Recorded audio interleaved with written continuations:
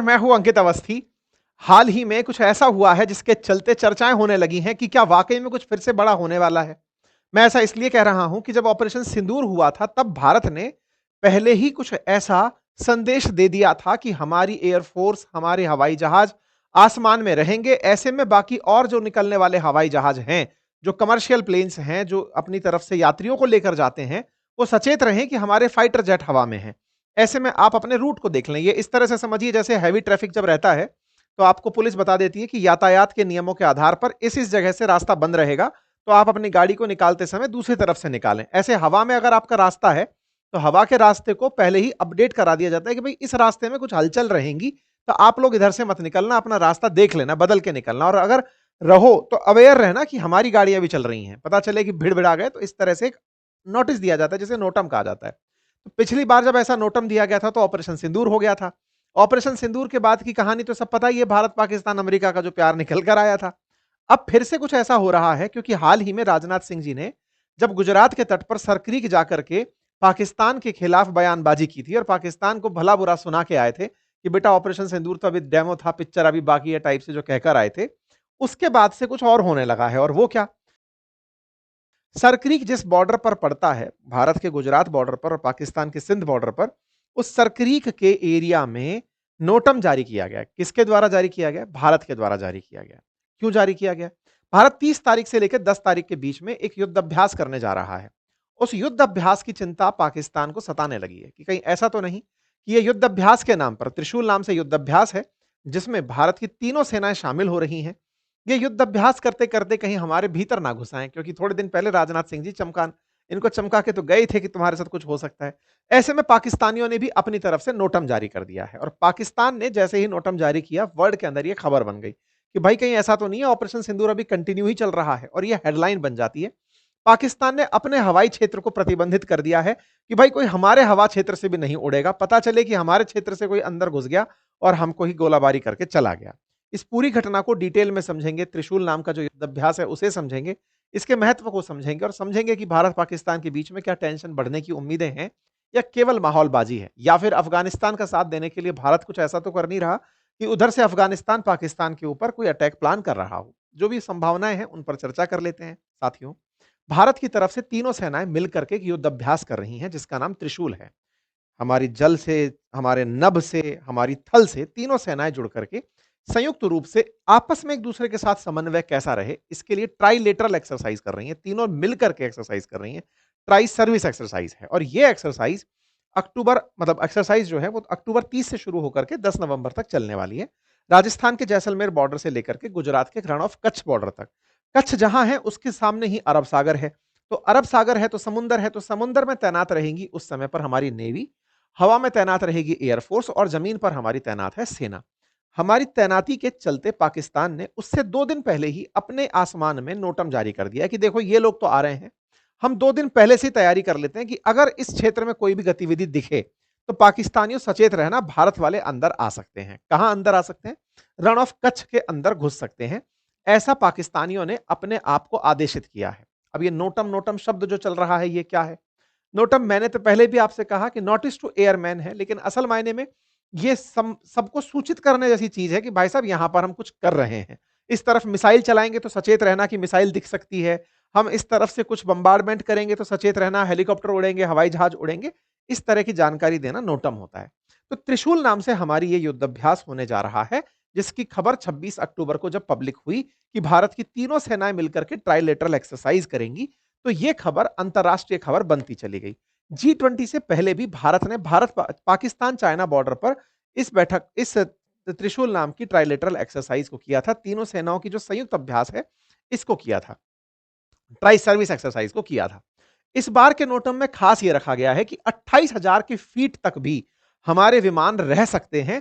यह नोटम में दिया गया है, अर्थात सचेत किया गया है कि 28,000 की फीट तक भी आप कोई ना कोई गतिविधि होते देख सकते हैं। अच्छा, अब एक बार के लिए भारत पाकिस्तान के बॉर्डर को समझ लीजिए। जैसा मैंने आपसे कहा, पाकिस्तान का सिंध और भारत का गुजरात, इसके बीच में एक जगह है जिसका नाम है सरक्रीक। इसे लेकर लंबा विवाद रहा है। हमने इस क्षेत्र पर आपको पहले भी एक सेशन बताया हुआ है। सरक्रीक वो जगह है जिसे पाकिस्तान क्लेम करता है कि यह हमारा होगा और भारत कहता है कि यह हमारा है। दोनों ही यहां पर असल में लगभग 90 से लेकर के 95 किलोमीटर की एक नहर जैसी जगह है, खांची है, खाई है, जिसमें समुद्र का पानी अंदर जाता है। अब वो जो खांच बनी हुई है, उस खांच को अगर नदी मान लिया जाए तो थालवेग प्रिंसिपल लागू होता है, जिसके अकॉर्डिंग अगर दो देश अपनी सीमाएं तलाश रहे हों किसी नदी के माध्यम से, तो उस नदी में आधा रास्ता यानी कि नदी नदी के मध्य से बाउंड्री डिस्कस हो जाती हैं। अर्थात सर क्रीक अगर किसी प्रकार की एक सकरी नदी है, तो उस नदी के मध्य में से आधा पाकिस्तान का, आधा भारत का होना चाहिए। लेकिन पाकिस्तान का क्लेम यह है कि माना कि ये 90-95 किलोमीटर गहरी है, अंदर तक जा रही है, लेकिन पानी उसमें असल में समुद्र का भरा हुआ है, नदी का पानी नहीं है। और नदी का पानी नहीं है, ऐसे में थालवेग प्रिंसिपल लागू नहीं होता। और जब नहीं लागू होता, तो ऐतिहासिक रूप से उसे सिंध के साथ होना चाहिए, क्योंकि गुजरात के तट पर वो स्थित है, यहां से आगे पाकिस्तान शुरू होता है। इस पर भारत का तर्क यह है कि ऐतिहासिक रूप से तो तुम भी हमारे ही थे, ऐसे में ये तो हम डिसाइड करेंगे कि कहां होगा। बस इसी सर्करीक को लेकर के भारत पाकिस्तान 1965 से उलझते आ रहे हैं। तो ये एक जगह ऐसी है जिसे लेकर भारत कभी भी धप्पा बोल सकता है, क्योंकि ये विवाद लंबा है और भारत चाहे तो इस विवाद को सुलझाने के लिए इस पूरे क्षेत्र पर ही कब्जा स्थापित करके, क्योंकि अभी भी हमारा ही नियंत्रण यहां पर रहता है, दलदल बनी रहती है। ऐसे में बीएसएफ के द्वारा यहाँ की जो बॉर्डर सिक्योरिटी है वो भी थोड़ी टफ रहती है, लेकिन फिर भी हम लोग यहाँ पर कंट्रोल रखते हैं। भारत की तरफ से जो सदर्न कमांड है वो एक्टिवली यहां पर पार्टिसिपेट करेगी। ये सदर्न कमांड ने अपनी तरफ से जानकारी देते हुए ट्वीट पर जानकारी दी थी। ठीक है, भारत की सदर्न कमांड हमारी अनेक कमांड में से एक कमांड है, जो अपना मुख्यालय पुणे में रखती है और वो इस क्षेत्र में फिलहाल युद्धाभ्यास के अंदर सक्रिय रूप से भागीदारी निभाएगी। ये खुफिया निगरानी टोही मिशन के रूप में काम करेगी, लॉन्ग रेंज प्रिसीजन स्ट्राइक को देखेगी, यूनिफाइड तरीके से सारी वायु और मतलब भूमि पर बैठी हुई सेनाएं का आपस में कैसे काम कर सकती हैं, इन सबको ऑब्जर्व किया जाएगा। लगभग 30,000 भारतीय सैनिक पाकिस्तान सीमा पर जमा होंगे। ऐसे में ड्रोन, मिसाइल, इलेक्ट्रॉनिक वारफेयर, इन सब की हाईली टेस्टिंग होगी। भारत की तरफ से पिनाका हो, तेजस हो, ध्रुव हेलीकॉप्टर हो, K9 वज्र हो, ये सब यहां पर तैयार रहेंगे। तो यानी कि युद्ध अभ्यास अपने आप में किसी युद्ध से कम नहीं होगा। अक्सर यह माना जाता है कि युद्ध अभ्यास होता भी युद्ध की तैयारी ही है, मतलब एग्जैक्टली वो युद्ध में भी कन्वर्ट हो सकता है। ऐसा 2001 के अंदर, जब दिसंबर 2001 में भारत की संसद पर हमला हुआ था, उस समय भी यह कहा गया था कि भारत ने ऑपरेशन पराक्रम चलाया था, जो ऑलमोस्ट पाकिस्तान पर हमला करने के लिए ही था, लेकिन बस हम पीछे हट गए। ऐसा बहुत बार हुआ है, भारत ने पाकिस्तान पर हमला करने के लिए युद्ध अभ्यास जैसी भूमिका पूरी सजाई है, लेकिन लास्ट मोमेंट पर कोई बिचौलिया आकर के समझौता करा दिया और हम लोग पीछे खड़े हो गए। बिल्कुल वैसा होता आया है। अभी हाल ही में जैसा आपने देखा था कि रूस बिल्कुल यूक्रेन बॉर्डर पर युद्धाभ्यास किया था, बिल्कुल वैसे ही किया था जैसे यूक्रेन पर पहले कब्जा करने के लिए उसने किया था। बिल्कुल वैसा ही मोमेंटम था, लेकिन लास्ट टाइम पे पीछे हट गया। यानी कि एक तरह से टेस्टिंग की जाती है कि अगर ये रियलिटी हो तो आप सब लोग किस तरह से कोऑर्डिनेट करेंगे, किसको क्या मोर्चा संभालना है। रियल ग्राउंड प्रैक्टिस कराई जाती है और ये रियल ग्राउंड प्रैक्टिस में रियल एमुनेशन चलते हैं। ऐसा नहीं है कि हवाई फायर होते हो जिसमें कोई मरता गिरता ना हो। इसमें अगर निशाने के सामने कोई है तो वो खत्म ही होगा, क्योंकि रियल गोले दागे जाते हैं।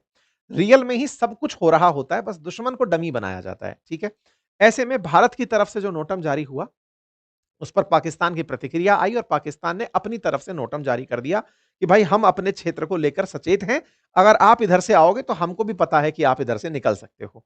भारत की पाकिस्तान की चेतावनी पर हमने ऑलरेडी आज इसी महीने में एक सेशन किया था, तो उसी क्रोनोलॉजी में इसे देखा जा रहा है, क्योंकि राजनाथ सिंह जी यहां पहुंच करके कहे थे कि अगर सरक्रीक इलाके में पाकिस्तान की ओर से कोई भी हिमाकत की गई तो उसे करारा जवाब मिलेगा, उसका इतिहास और भूगोल दोनों बदल दिया जाएगा। तो बस इसी तरह से लोग इसे कंटिन्यूटी में देख रहे हैं कि कहीं ऐसा तो नहीं कि भारत सरक्रीक विवाद को आज सुलझाने की तैयारी कर रहा हो, जिसे पाकिस्तान को भनक लग गई हो। भारत तो कहता ही आया है कि ऑपरेशन सिंदूर जारी है, भारत की नेवी भी इस पार पूरी तरह तैयार बैठी है। और तो और भारत के प्रधानमंत्री अभी आईएनएस विक्रांत पर जाकर आए हैं, और आईएनएस विक्रांत पर जब वो पहुंचे तो उन्होंने विक्रांत के माध्यम से पाकिस्तान को चुनौती भी दी।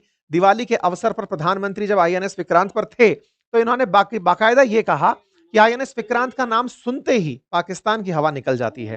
तो ऐसे में भारत की नेवी, भारत की एयरफोर्स, भारत की थल सेना, सब लोग अगर तैयार हैं और युद्ध अभ्यास ऐसे समय पर हो रहा है जब कुछ दिन पहले राजनाथ सिंह जी धमका कर आते हैं, भारत के प्रधानमंत्री दिवाली पर जाकर आते हैं, बैक टू बैक आप युद्ध अभ्यास कर लेते हैं, तो पाकिस्तानियों में इतना ही दम है, वो डर जाते हैं। और बस इसी डर को देखते हुए आगे की बातें की जा रही हैं। अब इसमें ऐड क्या होता है? ऐड ये होता है कि भारत पाकिस्तान के बीच में माहौल तो पहले से भी खराब चल ही रहा था। अफगानिस्तान ने रहा-सहा कसर पूरा कर दिया। पाकिस्तान तो ये मान ही रहा है कि अफगानिस्तान भारत की शह पर पाकिस्तान से झगड़ा कर रहा है। अभी रिसेंट डेज़ में कुछ हुआ भी ऐसा कि पाकिस्तान और अफगानिस्तान में रिश्ते जो बिगड़े, उसमें अफगानिस्तान ने वैसा ही स्टेप उठाया जो भारत ने उठाया था। भारत ने जैसे इंडस वाटर को रोकने का काम किया, ऐसे ही अफगानिस्तान ने भी अपनी तरफ से पानी रोकने का काम कर दिया। यानी कि दोनों बिल्कुल सेम तरह की प्लेलिस्ट पर काम कर रहे हैं। अफगानिस्तान ने अपने यहां पर एक कुनार रिवर है, जिसका लगभग 80% पानी पाकिस्तान को जाता है, उसको रोकने का निर्णय ले लिया। बोले साहब हम इस पानी को रोकेंगे, हम अपना डैम बनाएंगे और इससे अपने क्षेत्र में खेती-बाड़ी करेंगे। तो ये बात अपने आप में पाकिस्तानियों को लगती है कि यार तुम तो सेम वही ड्रिल कर रहे हो जो भारत कर रहा है। साथ ही साथ पाकिस्तान में अब जो आतंकवादी जो तालिबान के थे, तहरीक-ए-तालिबान के, वो भी सक्रिय हो गए हैं। अब उन्होंने कई मोर्चों पर जैसे खैबर जैसी जगह पर उन्होंने इस तरह से रोड पर नाकेबंदी करना शुरू कर दिया है। अपनी तरह से टेरिटरी को कंट्रोल में ले लिया है। यानी पाकिस्तान के एक क्षेत्र में ऑलरेडी टीटीपी अफगानिस्तान बॉर्डर पर सक्रिय होकर पाकिस्तानी फोर्सेस को भगा चुकी है। इससे पाकिस्तानियों को लग रहा है कि अफगानिस्तानियों को और ज्यादा एंट्री देने के लिए भारत ध्यान बटा रहा है कि भारत इधर से कुछ सक्रिय भूमिका निभाएगा, पाकिस्तान की सेना इधर की तरफ काम करेगी और उधर से टीटीपी मतलब अफगानिस्तान से पाकिस्तान के अंदर एंट्री कर जाएगी। तो ये पाकिस्तानियों को एक डर सता रहा है। खैर जो भी है, पाकिस्तान को तो वैसे भी बहुत सी मुसीबतें बलूचिस्तान के लोगों से हैं, टीटीपी से हैं और उन्हें पता है कि ये लोग अपना हक मान कर रहेंगे और मांग कर रहेंगे।